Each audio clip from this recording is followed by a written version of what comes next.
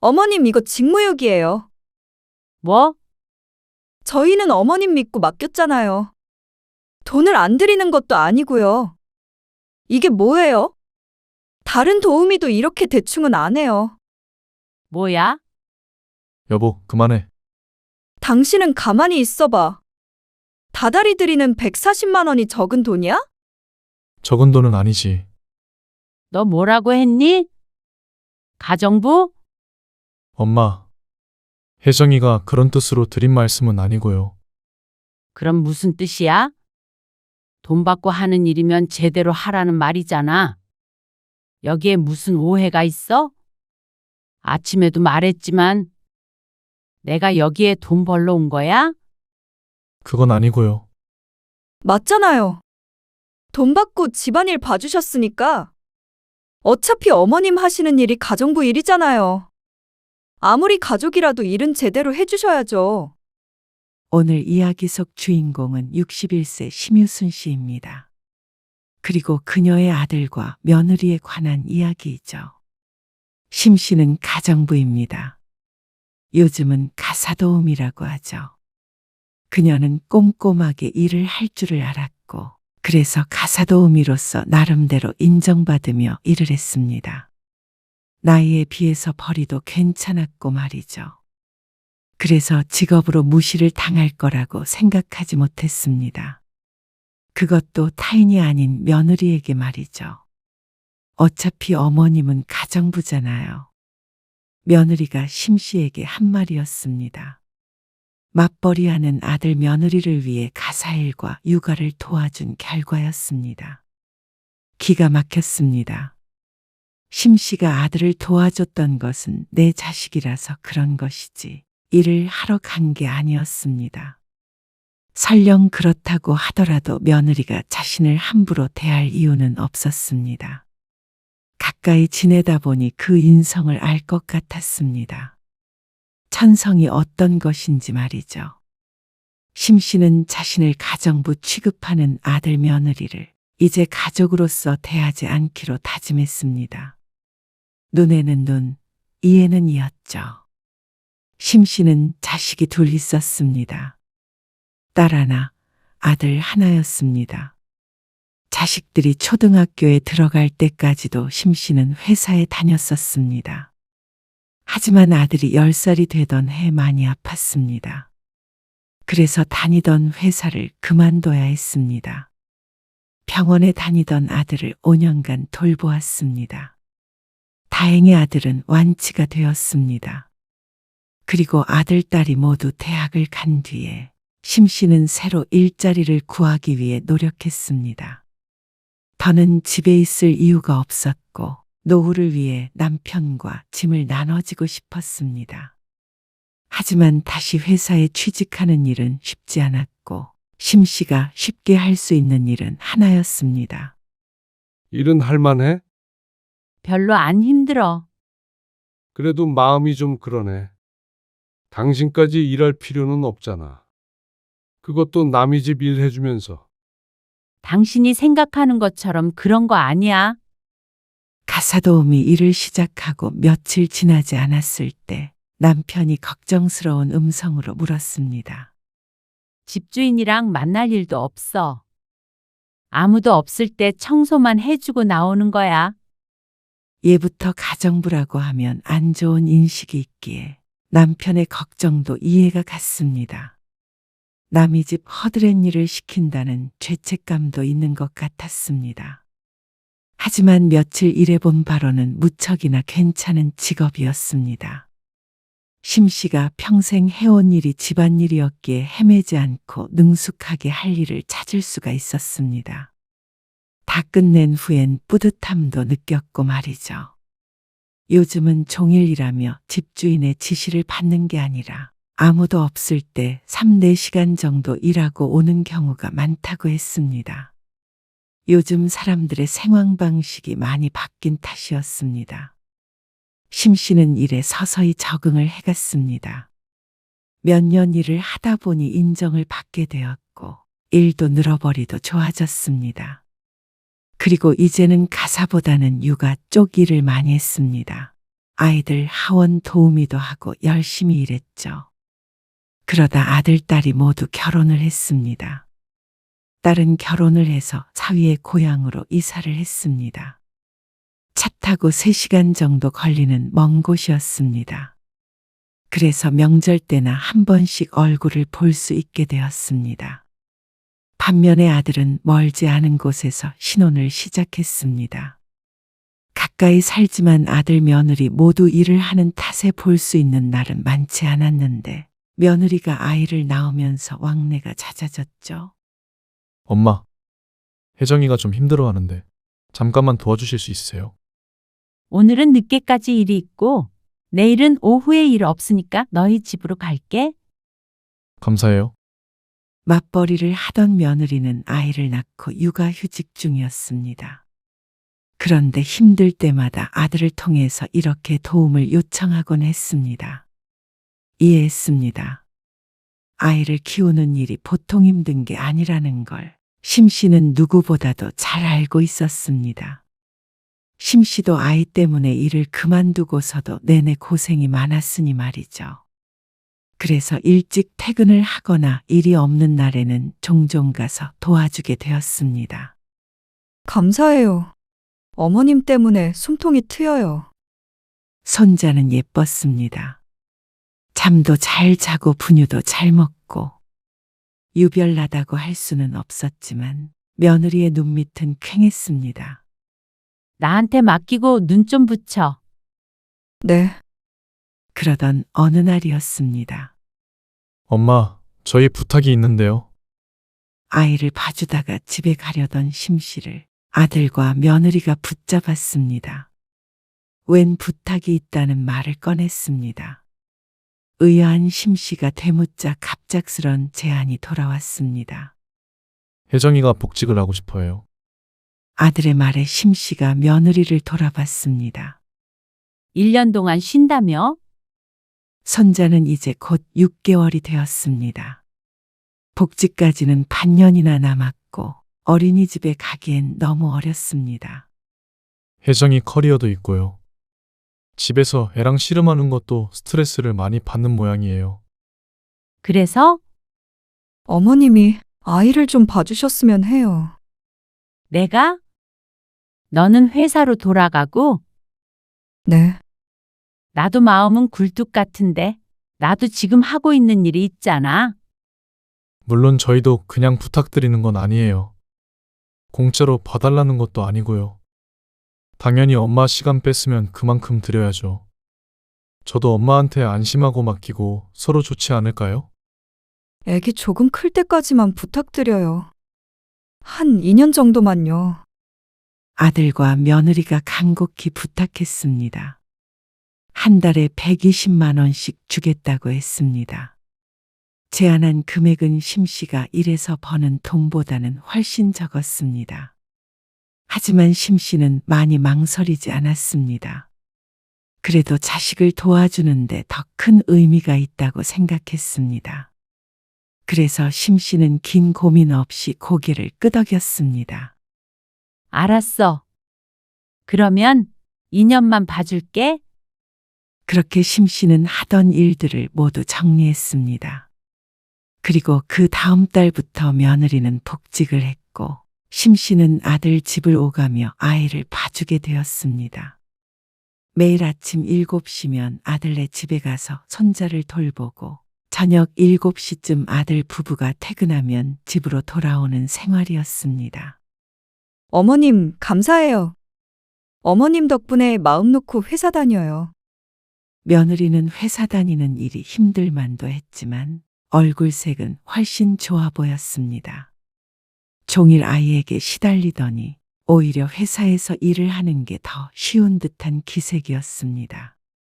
어머님, 애기 봐주시면서 혹시 집안일도 좀 해주실 수 있나요? 안 그래도 아침마다 어수선한 아들네 집을 마주해야 했습니다. 아이를 봐주며 눈에 보이는 것들은 대충 치워주긴 했는데 며느리는 본격적으로 집안일도 도와주길 바랐습니다. 그러면서 한 달에 20만 원씩 용돈을 올려주겠다고 했습니다. 사실 심 씨는 20만 원이 중요한 것은 아니었습니다. 애초에 아들네를 도와줬던 것도 돈 때문이 아니었으니 말이죠. 그냥 부탁했어도 이왕 아들네에 온 거 해줬을 수도 있었습니다. 하지만 주겠다는 걸 마다하는 성격도 아니었죠. 그런데 아마 그때부터였던 것 같았습니다. 며느리의 태도가 미묘하게 변한 것이 말이죠. 어느 날 며느리가 퇴근하자마자 불쾌한 얼굴로 말했습니다. 어머님, 희승이 옷은 다른 빨래랑 같이 돌리시면 안 돼요. 심 씨는 며느리의 말에 당황했습니다. 손자의 옷은 늘 따로 빨았고 어떤 것은 손수 손빨래까지 했는데 며느리가 제대로 확인하지도 않고 불평부터 하는 듯 했습니다. 따로 빨았는데 근데 왜 건조대에 같이 걸려 있어요? 그거는 손빨래 따로 해서 같이 걸어둔 거야. 아, 같이 돌려서 널어 놓으신 줄 알고요. 며느리는 민망하다는 표정을 지으며 눈썹을 올렸습니다. 하지만 따로 미안하다는 말은 하지 않았습니다. 꽤나 공격적인 말투였는데도 불구하고 말이죠. 며느리는 표정을 금세 바꿨지만 심 씨의 얼굴엔 근심이 생겼습니다. 무언가 회사에서 안 좋은 일이 있었나 보다 생각할 수밖에 없었습니다. 그래서 조금 예민하게 반응한 것이라고 말이죠. 그런데 시간이 지나면 지날수록 미묘한 감정을 느껴야만 했습니다. 어머님, 오늘도 회사 늦게 끝날 것 같아요. 그래서 그런데 장도 좀 봐주실 수 있으세요? 보통 심 씨는 아이를 위한 이유식만 요리를 했고 아들 며느리의 음식엔 관여하지 않았습니다. 그러니 며느리가 이런 부탁을 하는 것도 처음이었습니다. 그래? 그러면 희승이랑 나들이 한다고 생각하고 다녀올게. 다행히 마트는 멀지 않았습니다. 멀었다면 아이를 데리고 가기가 힘들었을 텐데 큰 길만 건너면 큰 마트가 있었습니다. 유모차를 끌고 천천히 다녀올 생각이었습니다. 전화를 끊고 잠시 뒤에 며느리에게서 문자 메시지가 왔습니다. 어떤 물건을 사야 할지 적힌 목록이었습니다.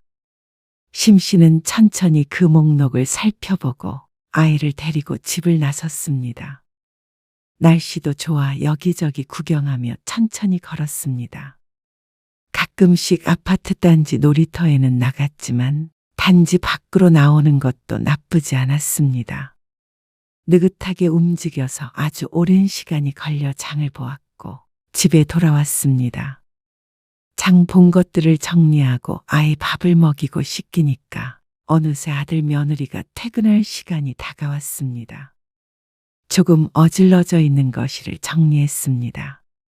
장난감을 장난감 바구니에 넣고 나니 현관문 열리는 소리가 났죠. 다녀왔습니다. 왔니? 심 씨가 며느리가 들어오는 걸 보면서 집에 갈 채비를 천천히 했습니다. 그런데 며느리가 식탁 위에 올려져 있던 긴 영수증을 천천히 읽어내려가고 있었습니다. 심 씨는 대수롭지 않게 그 모습을 보면서 외투를 집어들었죠. 그리고 거실 욕실에 있던 다 쓴 통들을 버리려고 담아놨던 검정 비닐봉지를 들어 올렸습니다. 나가는 길에 입구에 있는 분리수거장에 버려줄 생각이었습니다. 어머님, 잠시만요. 며느리가 심 씨를 불러 영수증을 짚어보였습니다. 여기 이것들이요. 이건 어머님 거 사신 거죠? 그러면서 심 씨가 들고 있는 검정 비닐봉지를 눈짓으로 가리켰습니다. 심 씨는 순간 며느리가 무슨 소리를 한 건지 몰라서 쳐다만 봤습니다. 그러자 며느리가 말했습니다. 어머님 거는 따로 표시해 둘게요. 그리고 돈은 나머지 거만 입금해 드리면 되죠? 월급 드릴 때 한 번에 드리거나요. 무슨 말이야? 내 거라니? 장 볼 때 어머님 것도 같이 보신 거 아니에요? 이런 건 제가 사라고 말씀드린 적이 없는데. 버블홈? 이런 것들이요. 아, 그거. 세제도 떨어졌고 일회용 걸레도 다 떨어졌길래 산 거야. 아, 이제 며느리보다도 심씨가 더 잘 알았습니다. 세제가 떨어진 건 모를 만도 했습니다. 그래서 구입하는 김에 함께 샀던 것 뿐이었죠. 그런데 그걸 모르고 며느리는 심씨가 들고 있는 봉지에 심씨의 물건이 들어있는 줄 알았던 모양이었습니다. 그걸 혹시나 자신의 돈으로 내게 될까봐 신경이 쓰였는지 영수증에 표시까지 해가면서 구분을 하려고 한 며느리. 그런 거였어요? 알겠어요. 다 입금해 드릴게요. 그럼 조심히 가세요. 사무적인 말투로 말하는 며느리의 말을 뒤로한 채 심씨가 집을 나섰습니다. 그렇지만 심씨의 표정은 무척 어두웠습니다. 며느리의 말이 자꾸만 머릿속을 맴돌았습니다. 그리고 어처구니가 없었습니다. 그게 진짜로 심씨가 산 것이었다고 하더라도 굳이 그렇게까지 해야 했나 싶었습니다. 어떻게 이렇게 매정하게 구는지 몰랐습니다. 남이라도 이렇게는 안 할 것 같았습니다. 사봤자 마트에서 뭘 얼마나 산다고 그렇게 예민하게 반응하는 것인지, 몇 개 더 사서 가져간다고 하더라도 그것 좀 내주면 안 되는 건가 싶어서 서운했습니다. 한 달에 140만 원을 받고 아이도 봐주고 집안일도 도왔습니다. 같은 일을 한다면 못해도 그 2배는 벌었을 것이었습니다. 그런데 며느리는 몇만 원 때문에 그렇게 눈에 불을 켰습니다. 심씨로서는 섭섭할 수밖에 없었죠. 만약 심씨의 시어머니가 심씨에게 그렇게 해주었다면 시어머니에게 직접 장을 받아가 줬을 수도 있었습니다. 마트가 아니라 백화점에서 선물을 사줬을 수도 있고 말이죠. 그런데 이와 같은 일이 또 일어났습니다. 아이가 18개월이 되었을 때 어린이집에 들어가기로 했습니다. 적응 기간이라서 2시간 있다가 데리러 오라고 하더라고. 울지는 않았어요? 친구들 많아서 좋은 눈치던데? 네. 그러면 이따가 데리고 오시면 전화 다시 주세요. 며느리는 회사에 있어서 어린이집에 데려다 주는 것도 심씨의 몫이었습니다. 대신에 전화 통화는 했죠. 아, 마침 희승이도 어린이집에 있으니까 나는 병원에 다녀오려고. 심씨가 며느리에게 말했습니다. 아, 지금이요? 그래? 평일에 좀처럼 시간이 있어야지. 네, 다녀오세요. 심씨가 그렇게 전화를 끊으려는데 며느리가 한마디를 덧붙였습니다. 그러면 2시간은 빼면 되죠? 뭐를 빼? 근무 시간에서요. 뭐? 근무 시간이라는 말에 심씨가 잘못 들었다는 듯이 되물었습니다. 자신에게 하는 소리가 맞나 싶었습니다. 2시간 동안 병원 다녀오실 거잖아요. 그래, 빼라. 그렇게 어영부영 전화를 끊었는데 꼭 며느리가 자신의 고용주라도 된 것 같은 말이었습니다. 고작 2시간 병원 좀 다녀오겠다는데 돈을 깎겠다는 말인가 싶었습니다.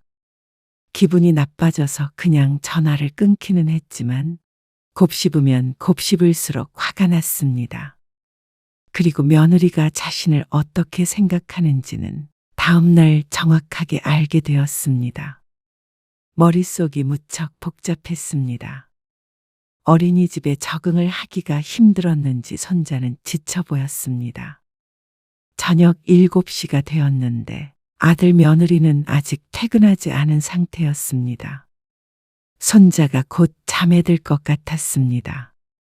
평소보다 조금 이른 시간이긴 했지만 머리도 식힐 겸 나가서 재우자 싶어서 아이를 유모차에 태우고 밖으로 나갔습니다. 그런데 주차장을 지나는데 며느리의 목소리가 들려왔습니다. 아이는 나온 지 10분이 되었는데 벌써 잠에 빠져든 상태였죠. 휴대폰도 챙겨서 나왔기에 며느리에게 유모차를 맡기고 바로 집에 가면 되겠다 싶었습니다. 그래서 목소리가 들리는 방향으로 천천히 유모차를 끌고 걸어갔습니다. 나? 좀 늦어도 괜찮아. 애 봐주는 사람 있으니까 그렇지. 아, 우리 시어머니. 며느리가 누군가와 통화를 하는데 심 씨에 관한 이야기가 나온 듯 했습니다. 시어머니면 어때? 야야, 베이비시터보다도 훨씬 싸고 가정부 쓰는 것보다 훨씬 싸. 가성비 짱이야. 그 정도는 참을만 하지. 심 씨는 더 이상 발을 내딛지 못했습니다. 할 말을 잃은 채 한참을 그 자리에 서 있어야 했죠. 10분쯤 흘렀을까. 며느리에게서 전화가 걸려왔습니다. 어머님 어디 가셨어요? 이 앞에. 심 씨는 정신없이 손자를 며느리 손에 넘겨주었습니다. 심 씨는 집에 돌아왔습니다. 며느리에게는 아무 말도 하지 않았습니다. 그런데 이번에도 참을 생각은 아니었습니다. 심 씨는 이미 마음을 먹었습니다. 140만 원이 아니라 340만 원, 아니 540만 원을 준다고 하더라도 손자를 돌봐줄 마음이 이제는 없었습니다. 심 씨는 집에 돌아와 남편에게 말했습니다. 그러니까 남편은 노발대발했습니다. 당연했습니다.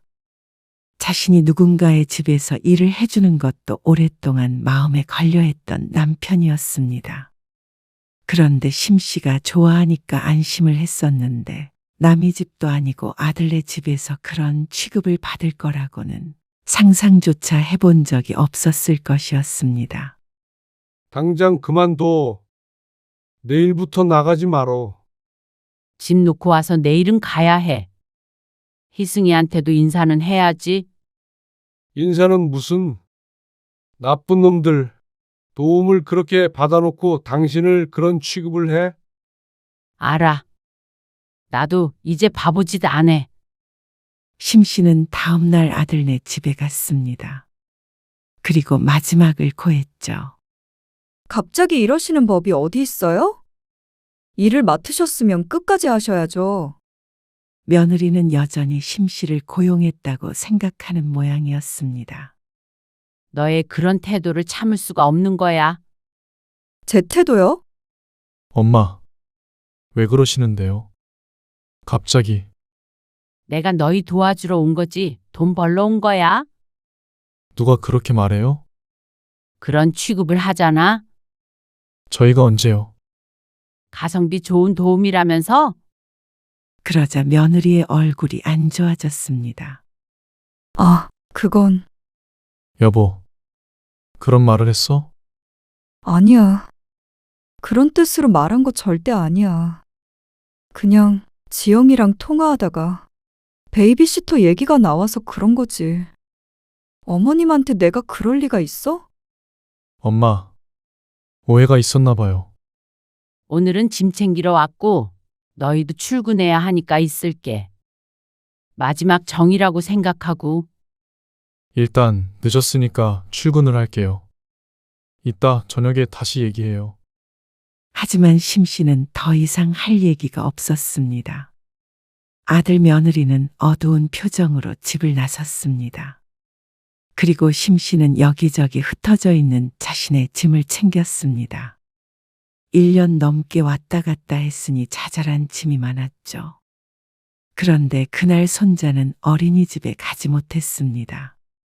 갑자기 열이 나서 끙끙 앓는 바람에 심 씨가 해열제를 먹이고 집에서 돌봐야 했습니다. 오늘 일 일찍 마치고 갈게요. 병원에 안 데리고 가도 되냐? 지금은 열 내렸어요? 오르락 내리락 해. 열 나면 해열제 먹여주세요. 그래, 알겠어. 며느리와 통화를 마친 뒤에도 심 씨는 어린아이의 이마를 물수건으로 연신 닦아냈습니다. 아무리 아들 며느리에게 정이 떨어졌다고 한들 어린 손자가 아프니 마음이 아팠죠. 오전부터 열이 나기 시작해서 자꾸만 울고 보채는 통에 오후가 되자 심 씨는 지쳤습니다.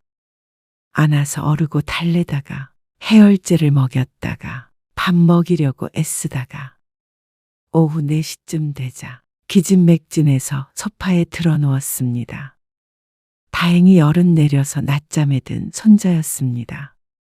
심 씨는 아들 며느리를 기다리며 소파에서 잠깐 눈을 감았습니다.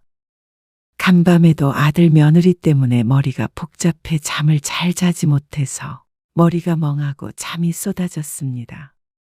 깜빡 잠이 들었는지 심 씨는 삐삐거리는 소리에 정신이 들었습니다.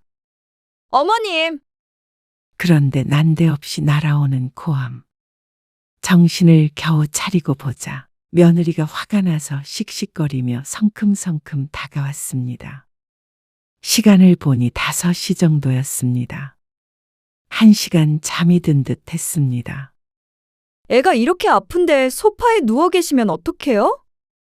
며느리가 언성을 높였고 심 씨는 어안이 벙벙했습니다. 조용한 것을 보니 손자가 아직 잠들어 있는 듯 했는데 며느리는 왜 화가 난지 몰랐습니다.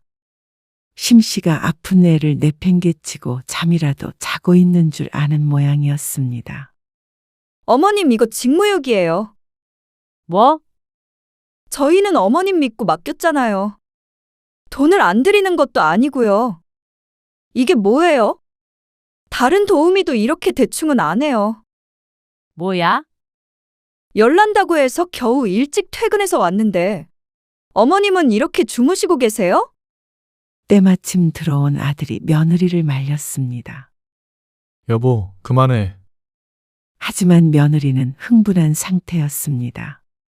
그래서 그 기세에 눌린 아들은 목소리를 내지 못했습니다.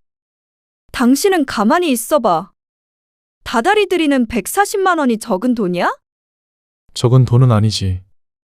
둘의 대화를 듣고 있자니 기가 막혔습니다. 너 뭐라고 했니? 가정부? 엄마. 혜정이가 그런 뜻으로 드린 말씀은 아니고요. 그럼 무슨 뜻이야? 돈 받고 하는 일이면 제대로 하라는 말이잖아. 여기에 무슨 오해가 있어? 아침에도 말했지만 내가 여기에 돈 벌러 온 거야? 그건 아니고요. 아들은 우물쭈물 대답했고 그 옆에 있던 며느리가 대꾸했습니다. 맞잖아요. 돈 받고 집안일 봐주셨으니까. 어차피 어머님 하시는 일이 가정부 일이잖아요. 아무리 가족이라도 일은 제대로 해주셔야죠. 이게 맞니? 심 씨의 손이 부들부들 떨렸습니다. 아들을 쳐다보며 심 씨가 되묻자 아들이 난감한 표정을 지었습니다. 하지만 둘 중 누구의 편을 들어야 할지 모르는 듯한 기색이었습니다. 그걸로써 아들의 대답은 들은 셈이었습니다. 더 이상은 아들에게도 기대하는 바가 없었습니다. 조금 남아있던 정도 정말로 깔끔하게 떼주니 오히려 고맙기까지 했습니다. 심 씨가 직업으로 가사도우미를 택하기는 했지만 그것은 아들네를 도와준 것과 별개의 문제였습니다.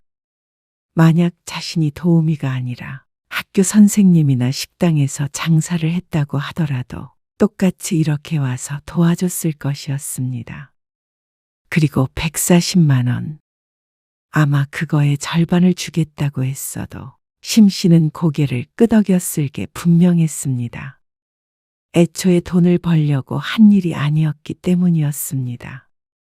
그런데 아들 며느리는 도대체 자신을 뭐라고 생각하고 있었는지 지난 1년이 넘는 기간 동안 자신들이 심 씨를 고용했다고 생각했나 싶었죠. 하긴 그러니까 심 씨가 한두 시간 외출한다고 하면 신경을 썼고 자신들의 돈을 쓰는 것에 예민했겠죠. 그걸 모르고 여태 지냈던 자신이 바보였습니다. 미심쩍은 것이 있어도 아들이 그리고 며느리가 설마 자신을 그렇게 생각할까 싶었습니다. 그런데 그 입으로 직접 가정부라는 말을 들으니 무언가 허탈했습니다. 자신의 직업이 그것이 맞다고 하더라도 도우미이기 이전에 자신들의 어머니이고 시어머니인데 말이죠. 치욕과 충격 속에서 심 씨는 더 이상 그 자리에 서 있을 수 없었습니다.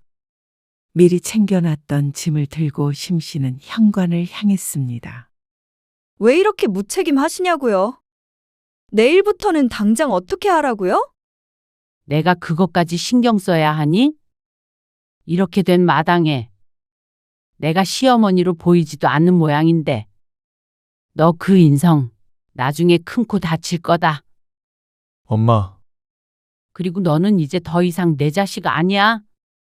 그러니까 며느리도 손자도 더 이상 내 가족이 아니겠지. 왜 그렇게까지 말씀을 하세요? 그러는 너희들은 일 그만두겠다는 도우미를 과하게 붙잡는 것 같네. 어머님, 심 씨는 그렇게 집을 나섰습니다. 아들과 며느리에게서 전화가 왔지만 받지 않았습니다. 손자 걱정도 이제는 그만하기로 했습니다. 부모가 설마 자기 자식 하나 못 돌볼까 싶었습니다. 다음 날 며느리에게서 메시지가 왔습니다. 심 씨 때문에 자신이 출근도 하지 못했다는 말이었습니다.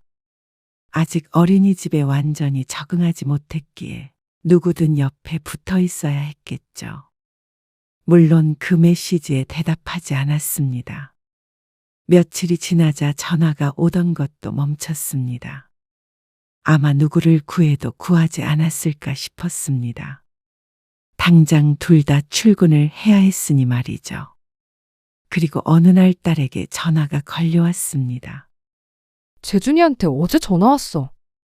남동생에게 전화가 왔었다며 그 소식을 들려주었습니다.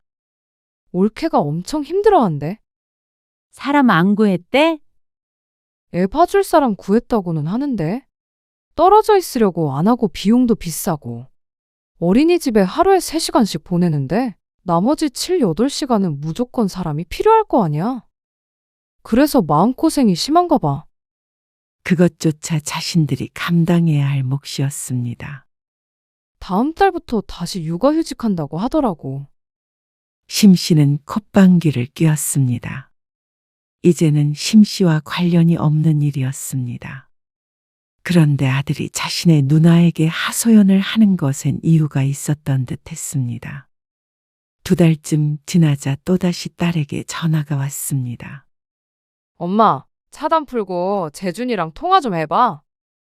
자꾸 나한테 전화가 와서 나도 좀 스트레스야. 왜?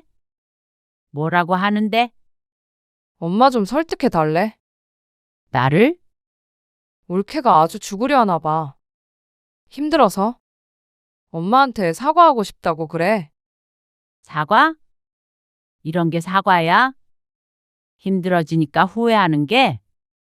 나도 그렇게 말했지. 그런데 막무가내야. 오늘 아침에는 올케한테도 전화 왔어. 심 씨가 전화를 받지 않으니 애꿎은 딸을 괴롭히는 것 같았습니다. 결국 심 씨는 며느리에게 전화를 걸었습니다. 어머님, 죄송했어요. 어머님도 희승이 보고 집안일까지 해주시느라 힘드셨을 텐데, 제가 아무래도 회사 스트레스 때문에 보이는 게 없었나 봐요. 다시 한번 도와주시면 이번에는 그러지 않을게요. 죄송해요. 저 육아휴직할 수 있는 기간도 얼마 안 남아서요. 어머님이 우리 희승이 봐서 좀 도와주세요. 구구절절 그동안 자신들이 얼마나 힘들었는지 그리고 얼마나 후회하는지 늘여놓는 며느리. 심 씨는 그걸 잠자코 듣고 있었습니다. 그러니까 와주실 거죠? 돈은 희승이 아빠랑 상의해서 160만 원까지 올려드리려고 해요. 그러나 정작 며느리는 중요한 걸 모르고 있었습니다. 그러니 지금 사과하는 것도 진정으로 자신들의 잘못을 알고 반성해서가 아니었습니다.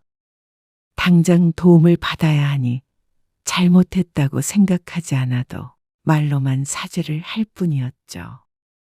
하지만 만약 진심으로 사과를 한다고 하더라도 크게 달라지는 것은 없었습니다.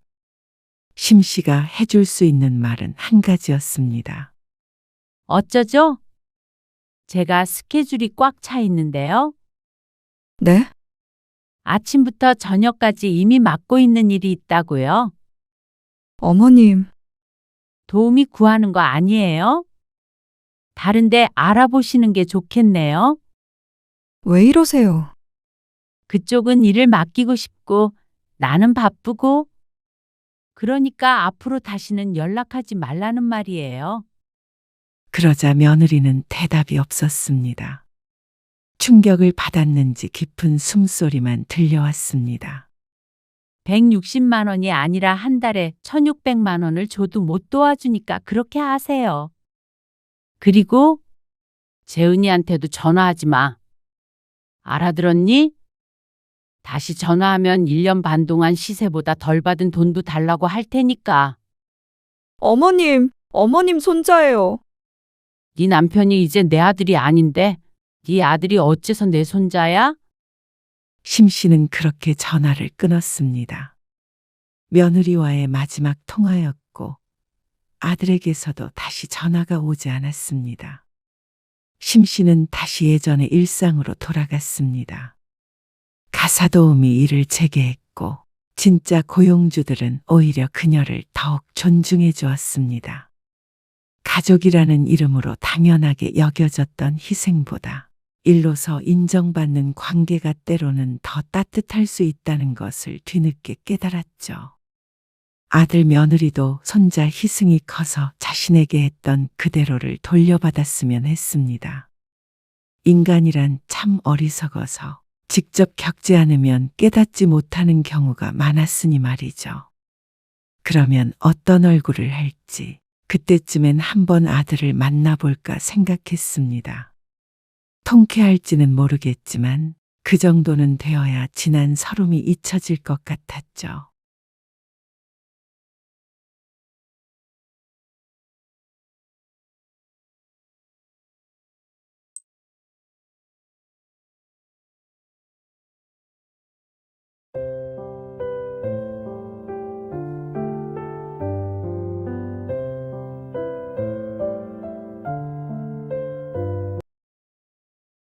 이제는 저도 가정이 생겼으니까 생활비는 못 드려요. 뭐야? 네가 결혼한다고 현진아가 아니게 되는 줄 아냐? 자식이면 죽을 때까지 자식 도리를 해야지. 장녀 노릇을 해야 할 거 아니야? 10년 넘게, 아니 20년 넘게 장녀 노릇하고 살았어요. 이제는 저도 제 인생 좀 살게 해주세요. 누가 살지 말래? 근데 시집 간다고 친정 식구들 등한시 하는 건 아니지. 그래서 결혼해서도 월급 다 드려야 한다는 말인가요? 이서방 돈 잘 번다며? 사돈네 잘 산다며? 그러면 네가 버는 것 정도는 줘도 되는 거 아니냐? 이서방한테까지 그 무거운 짐 짊어지게 하고 싶지 않아요. 그리고 저도 이제 그 짐 내려놓고 싶고요. 여태까지 충분히 자식돌이, 장녀돌이 했다고 생각해요. 앞으로는 명화나 창수가 하는 만큼만 하고 살게요. 이런 배은망덕한 것을 봤나? 엉뚱한 놈 만나서 허파에 바람이 든 모양이다.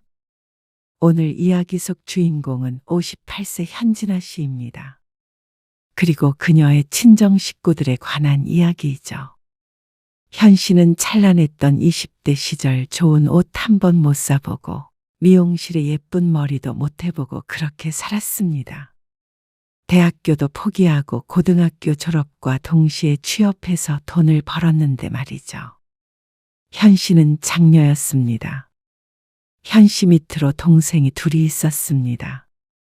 현 씨의 부모님이 계셨는데도 불구하고 동생들은 현 씨가 먹여 살렸습니다.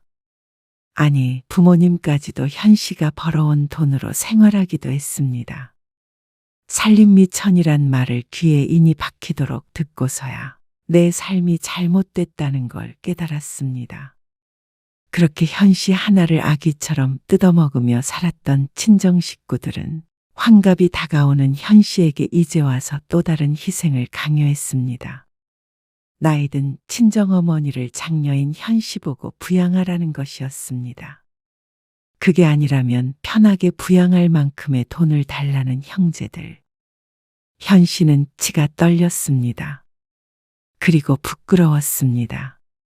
남편에게 그리고 현 씨의 자식들에게까지 연락해서 닥달하는 형제들. 그리고 친정엄마. 남보다도 못한 이 사람들을 평생 용서하지 못할 것 같았습니다. 다 늙은 지금에 와서야 독한 마음을 먹은 자신이 불쌍했습니다. 지나간 세월이 야속했습니다. 시간을 되돌릴 수만 있다면 빛나는 젊은 시절을 그렇게 가족을 위해 희생하며 보내지 않았을 것이었습니다. 누군가에게는 마음을 기댈 언덕 같은 친정. 하지만 현 씨는 그런 친정 식구들을 용서할 수 없었습니다. 현 씨는 10살 무렵부터 새벽마다 일어나 밥을 했습니다. 보통은 어머니가 차려주는 밥도 먹기 싫어 떼를 쓰는 나이였습니다. 그때부터 5 식구의 식사 담당은 현 씨였습니다. 부모님이 어디가 불편했느냐 한다면 전혀 그렇지 않았습니다. 현 씨의 손끝이 야무지다는 핑계였지만 공짜로 부릴 식모 하나를 낳았다고 생각하는 것 같기도 했습니다. 성적이 중요한 게 아니라 실업계를 나와야 바로 취직을 할 거 아니야. 고등학교에 진학할 무렵 현 씨는 원하지 않던 진로를 강요당했습니다. 현 씨는 일반 고등학교에 가서 대학을 가고 싶었습니다. 하지만 현 씨의 부모님에겐 사치스러운 바람일 뿐이었습니다. 네가 대학 가면 그러면 네 동생들은 어떻게 하고? 걔들 줄줄이 다 대학 안 보내게. 집안 형편 어떤지 몰라? 현 씨가 대학에 가면 동생들은 대학을 못 간다던 친정엄마.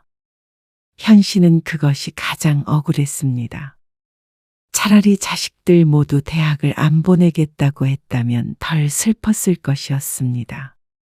하지만 희생을 해야 하는 건 장녀인 현 씨만의 몫이었습니다. 현 씨가 동생들을 건사해야 한다고 했습니다.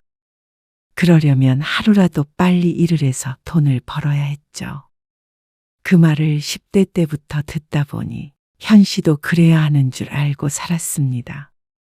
장녀인 자신이 집안의 보탬이 되고 동생들을 돌봐야 한다고 생각했죠. 그리고 2살 어린 여동생은 일반 고등학교에 진학했습니다. 넌지시 실업길을 가는 게 어떻겠냐고 아버지가 물었지만 여동생은 대학을 가겠다고 했고 일꾼은 현 씨 하나로 충분했는지 현 씨 때처럼 나무라거나 설득하려 하지 않았죠. 차라리 남자와 여자는 다르다고 했으면 덜 서러웠을 것 같았습니다. 당시엔 그런 분위기가 컸으니 말이죠. 그런데 같은 여자인 여동생과도 차별을 당하는 것이 억울했습니다.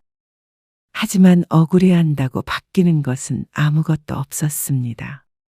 어려서부터 현 씨는 어머니의 말에 순종할 수밖에 없었습니다. 하라는 대로 실업계 고등학교로 진학했고 취직했습니다. 누구도 네가 원하는 대로 살아도 된다고 말해주지 않았습니다. 오히려 고등학교 졸업과 동시에 현 씨의 고모가 일자리를 소개시켜주기도 했습니다. 그렇게 어린 나이에 현 씨는 생활전선에 뛰어들었습니다. 통장이랑 도장 이리 줘. 통장이요? 월급 통장 말이야. 당시에 나름 큰 기업에 취업을 하게 되었습니다. 하지만 현 씨는 월급을 구경도 해본 적이 없었습니다. 첫째는 집안을 책임져야 해. 어머니의 말씀에 현 씨는 고개를 숙였습니다. 현 씨의 월급은 고스란히 가게로 들어갔습니다. 어머니에게 교통비와 용돈을 조금씩 다 썼습니다. 친구들이나 동료들이 돈을 벌어서 새 옷을 샀거나 영화를 보러 다닐 때 현 씨는 언제나 빠져야 했습니다. 그만한 여윳돈이 없었습니다. 성실히 일했는데도 불구하고 말이죠. 당시 40대였던 부모님은 일을 하긴 했지만 불규칙했고 수입이 적었습니다. 집안의 가장 큰 미천이 현 씨에게서 나왔습니다. 그 사이에 여동생과 남동생은 대학에 진학했습니다. 남동생은 그 와중에 재수까지 했는데 그 돈도 현 씨가 됐습니다. 저도 대학 가고 싶어요.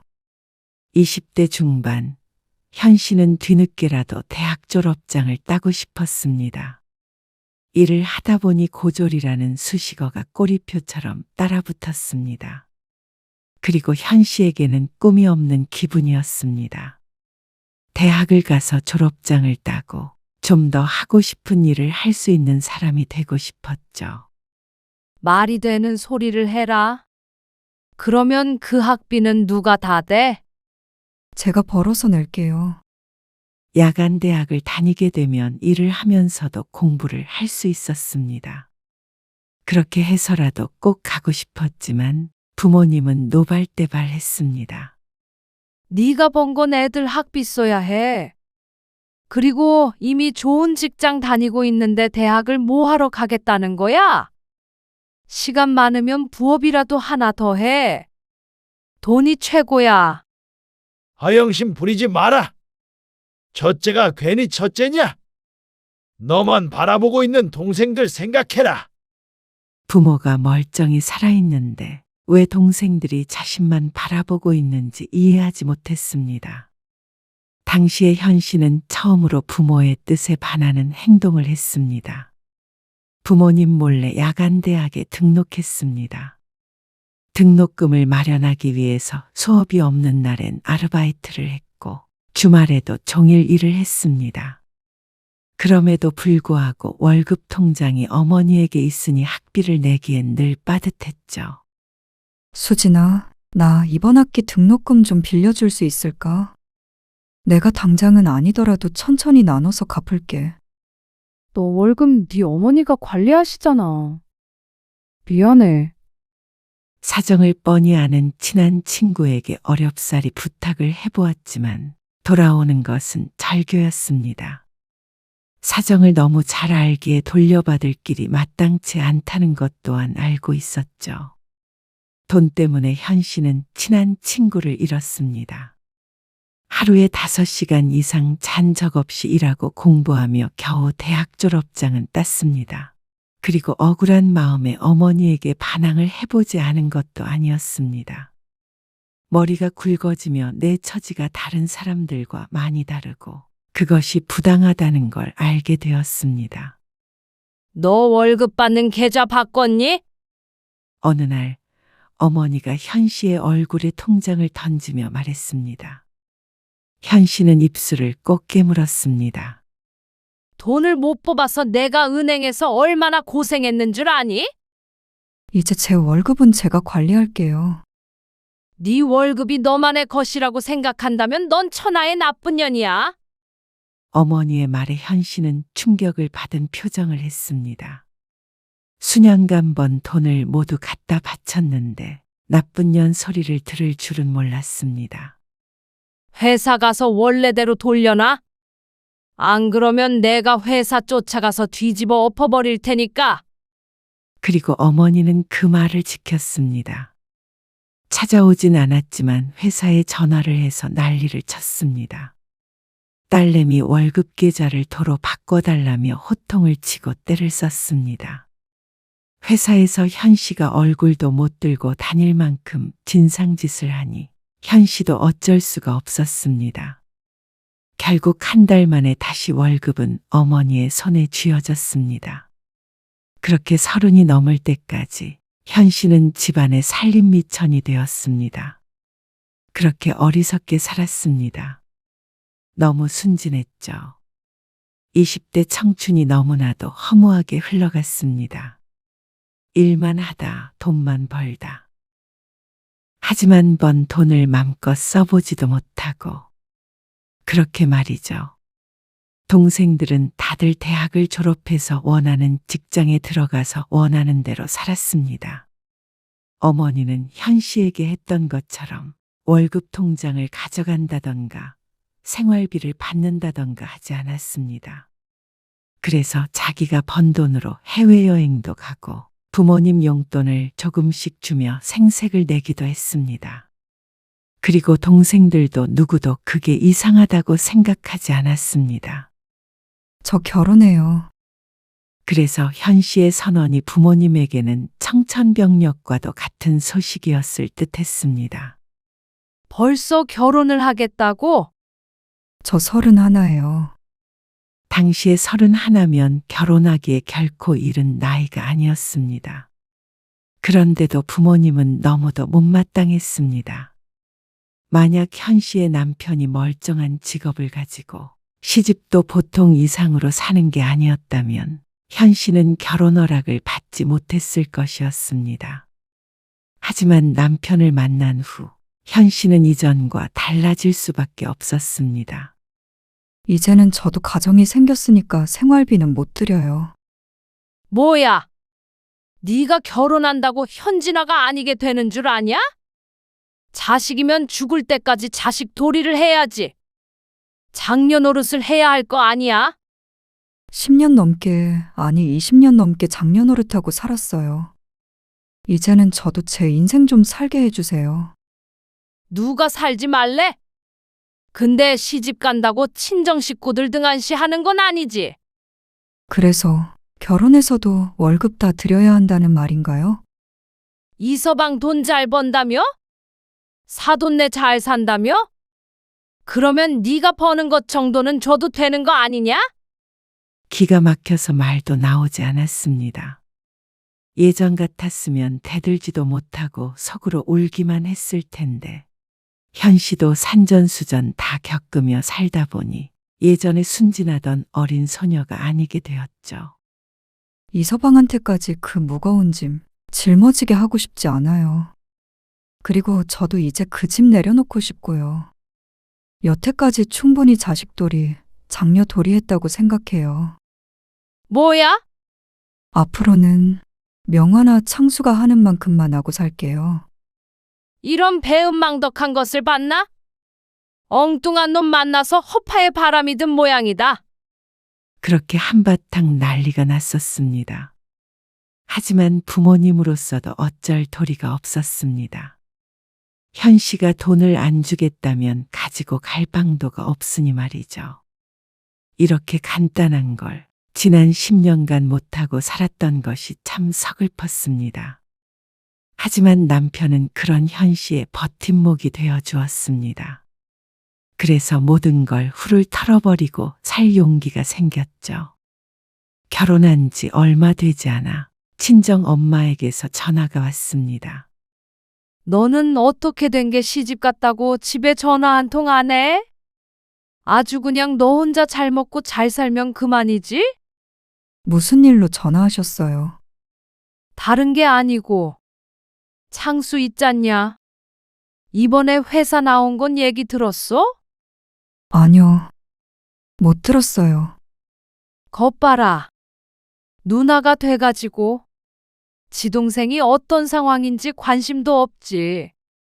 연신 혀를 차며 말을 하는 친정엄마.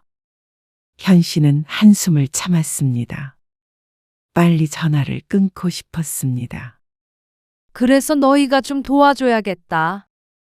도와주다니요. 그게 무슨 말씀이세요? 무슨 말씀이긴? 한 5천만 보태라. 치킨집 차린단다. 5천만 원이요? 지금도 큰 돈이지만 당시에 5천만 원은 무척 큰 돈이었습니다. 5천원만 달라는 듯이 말할 정도의 금액이 아니었죠. 하지만 어머니는 현 씨에게 맡겨놓기라도 했다는 듯이 너무도 당당하게 내놓으라고 했습니다. 가족인데 그것도 못 해주냐. 아무리 가족이라도 그렇게 큰 돈을 어떻게 줘요? 그리고 저 돈 없는 거 아시잖아요. 그건 누구보다도 어머니가 알 것이었습니다. 너 말고 이서방 있잖냐. 기가 막힌 말이었습니다. 어떤 대답도 돌려줄 수가 없었습니다. 목구멍이 뜨거워졌죠. 죄송하지만 그럴 수는 없어요. 치킨집을 차리려면 능력껏 하라고 하세요. 뭐? 너 정말 너무한 거 아니니? 저는 더 할 말 없어요.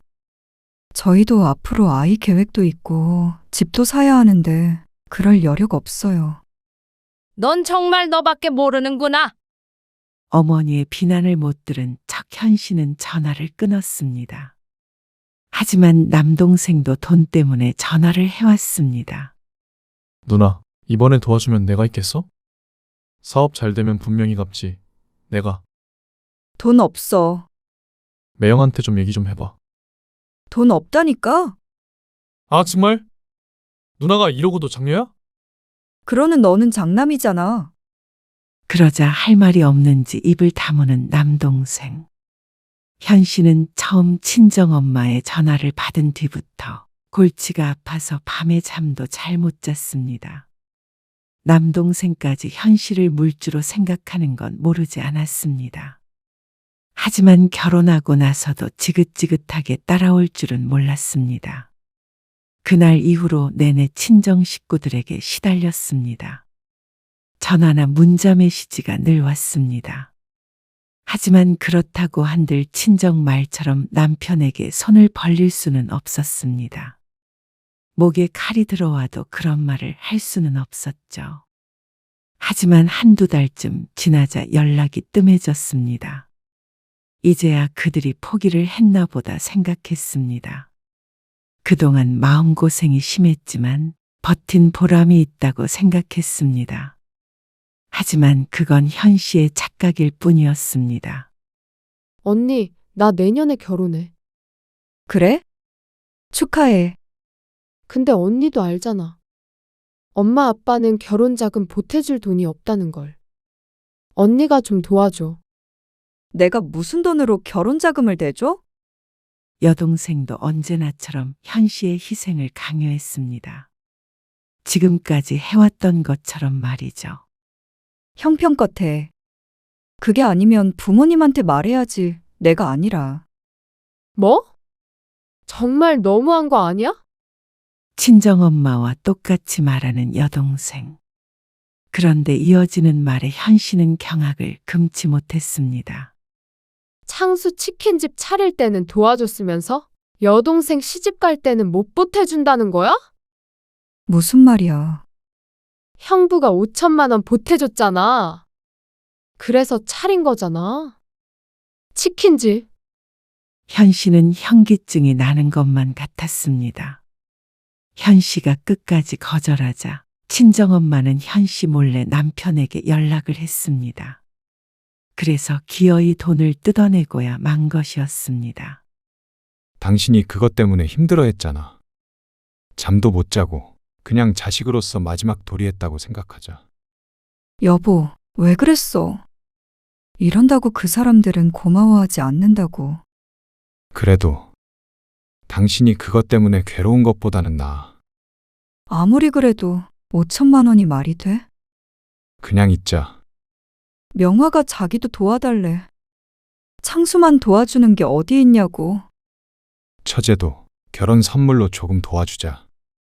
여보, 남편은 현 씨가 친정 때문에 힘들어하지 않도록 마지막으로 도와주자고 했습니다. 하지만 현 씨는 끝까지 반대했습니다. 언젠가는 남동생에게도 5천만 원을 돌려받아야 한다는 생각을 했죠. 그 탓에 여동생과는 크게 사이가 틀어졌습니다. 하지만 그러고도 현 씨는 친정 가족들과의 연을 완전히 끊지 못했습니다. 아무리 끊어내려고 해도 친정 식구들은 그 연주를 붙잡고 결코 놓아주지 않았습니다. 그렇다고 현 씨의 가족을 가족 대우를 해주는 것도 아니었죠.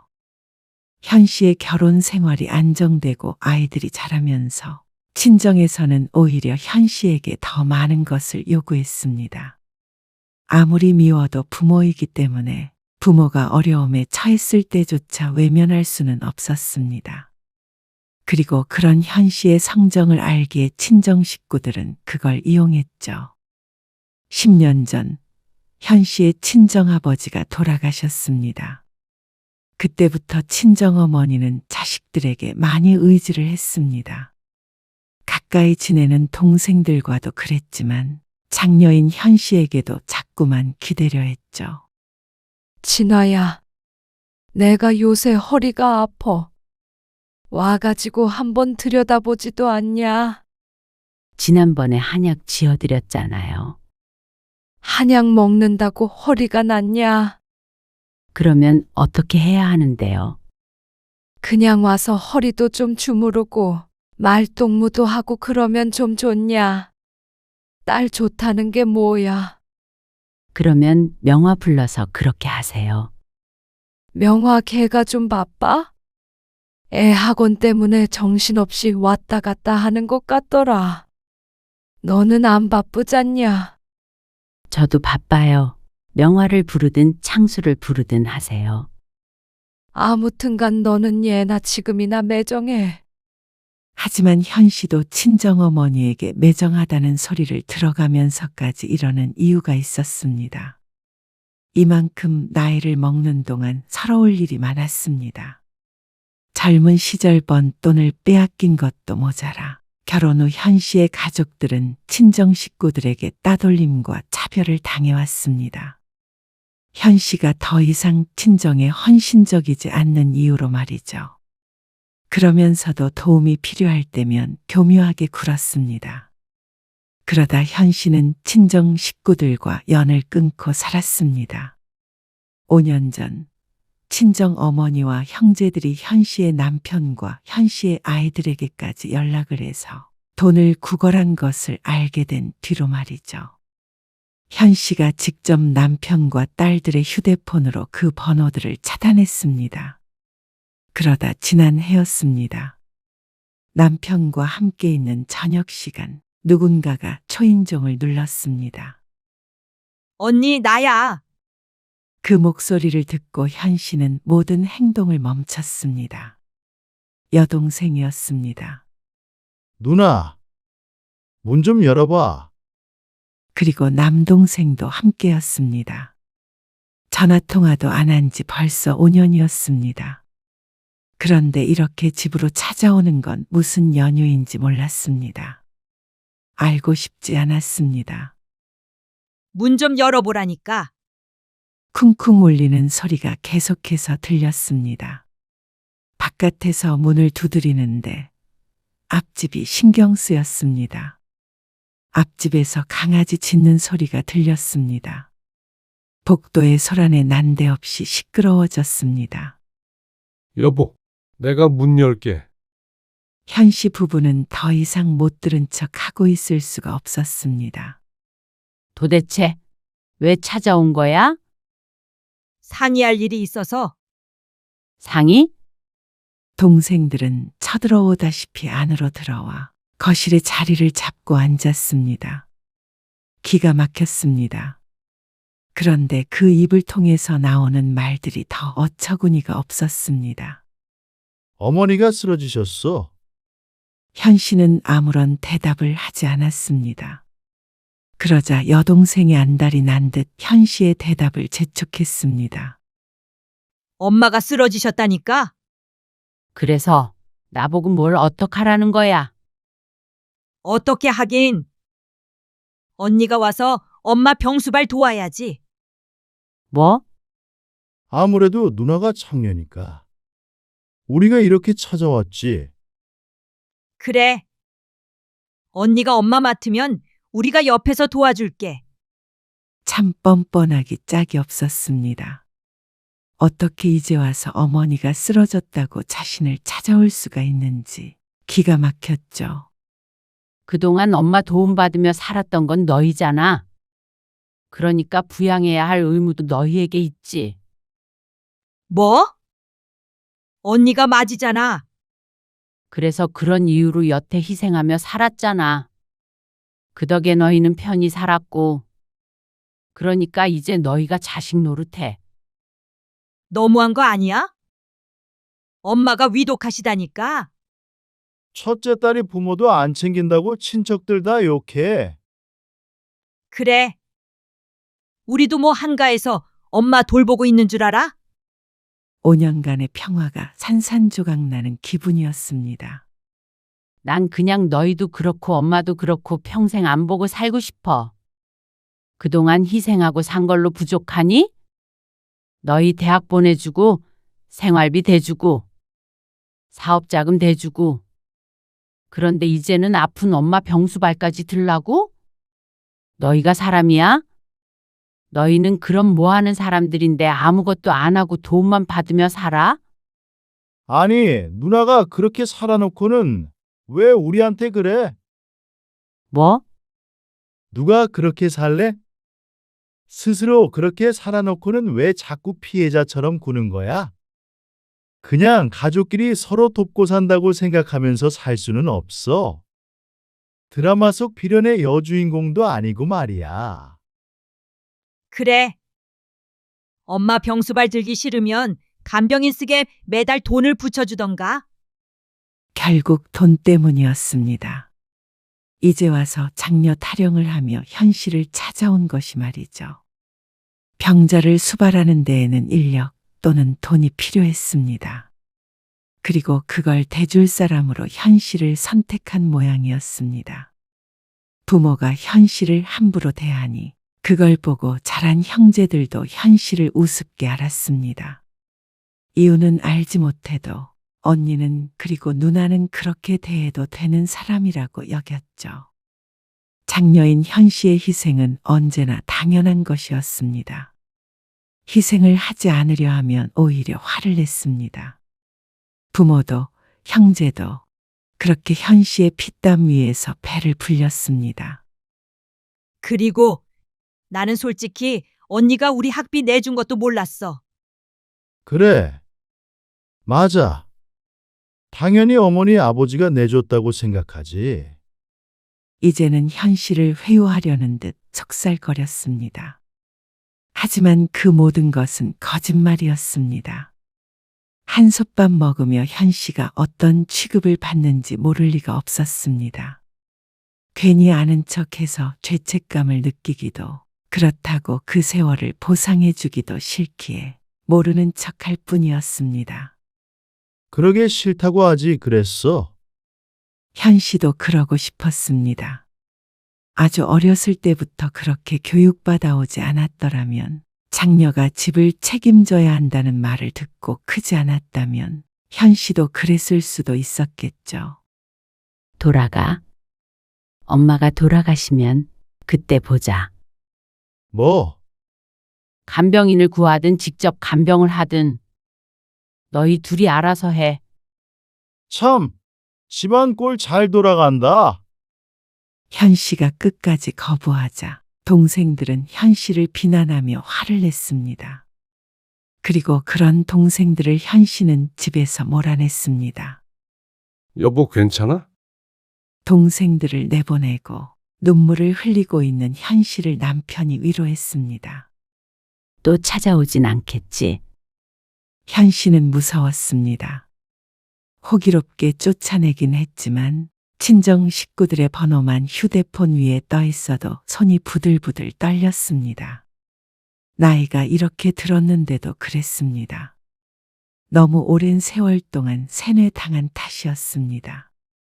친정 식구들은 현씨에게 늘 괴로움만 주는 공포스러운 존재들이었습니다.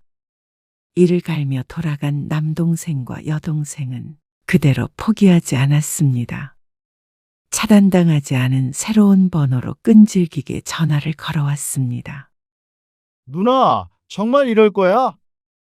엄마가 누나 얼마나 생각했는데. 솔직히 나도 서른 많이 당했어. 형제가 셋인데 서러운 일 없는 사람이 어디 있겠어? 말을 안 할 뿐이지. 현씨는 또다시 번호를 차단했지만 동생들의 집요함은 거기서 끝나지 않았습니다. 이번에는 남편의 휴대폰으로 전화가 걸려왔습니다. 매형이 좀 설득 좀 해보세요. 이렇게 가족이 뿔뿔이 흩어지는 걸 두고 볼 거예요. 매형도 그래요. 여유가 있는 사람이 좀 도와주면 어디가 덧나요? 우리 셋 중에서 누가 제일 잘 살아요? 누나잖아요. 그러면 자식으로서 아픈 부모를 챙겨야 그게 사람이죠. 누나가 싫다고 해도 매형이 설득을 해야죠. 옆에서 함께 듣고 있던 현씨는 헛웃음이 나왔습니다. 현씨는 또다시 남편 휴대폰에서 번호를 차단해버렸습니다. 그러자 몇 년 전과 똑같았습니다. 현씨의 아이들에게까지 전화를 걸어서 돈이 어쩌고 할머니가 위독하네 어쩌네 하며 현 씨를 설득하라고 했죠. 엄마, 이모도 문자 왔어. 할머니가 많이 아프시다고. 현 씨는 순간 눈앞이 핑 돌았습니다. 이번에는 현 씨가 오히려 동생들에게 전화를 걸어 집으로 불렀습니다. 내가 20살 때부터 일해서 너희 학비 대고 생활비 됐어. 그만큼이라도 살고 있는 건 내 덕이야.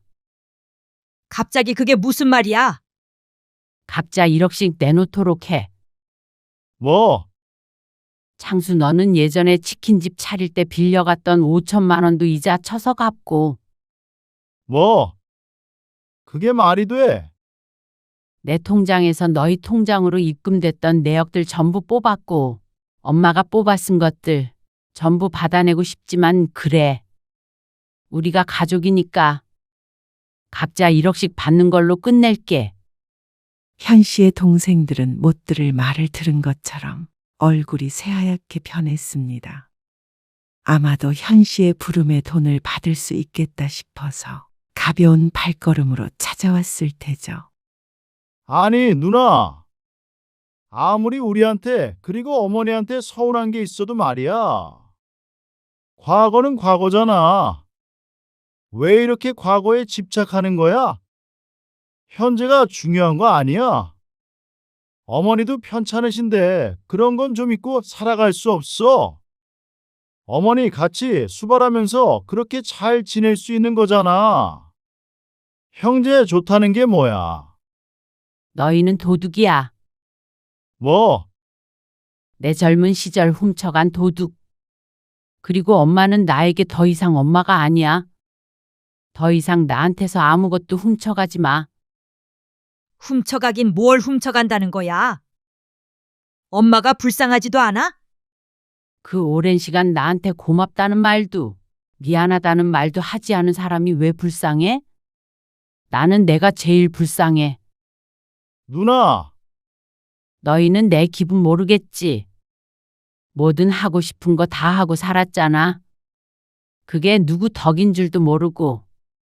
그러니까 이제는 갚아. 가져갔던 거 돈으로 갚으라고. 그게 말이 돼? 1억이라니? 내용 증명 보낼게. 30일 안에 입금 안 되면 법정에서 보자. 현 씨는 단호했습니다. 이게 가족한테 할 짓이야? 가족? 너희가 나를 가족으로 여긴 적이 있었어? 결국 동생들은 욕설을 퍼부으며 집을 나갔습니다. 그리고 한 달 후, 현 씨는 정말로 내용 증명을 발송했습니다. 수십 년간 착취당했던 증빙 자료들은 부족했습니다. 어머니가 통장에서 현금을 뽑아 쓴 이력이 많았으니 말이죠. 그럼에도 불구하고 내용 증명을 받은 동생들은 벌벌 떨었습니다. 치킨집을 차린 돈이나 큼직한 돈들은 분명히 존재했습니다. 아무리 피하려고 해도 얼마라도 현 씨에게 돈을 줘야 할 듯하니 무서웠겠죠.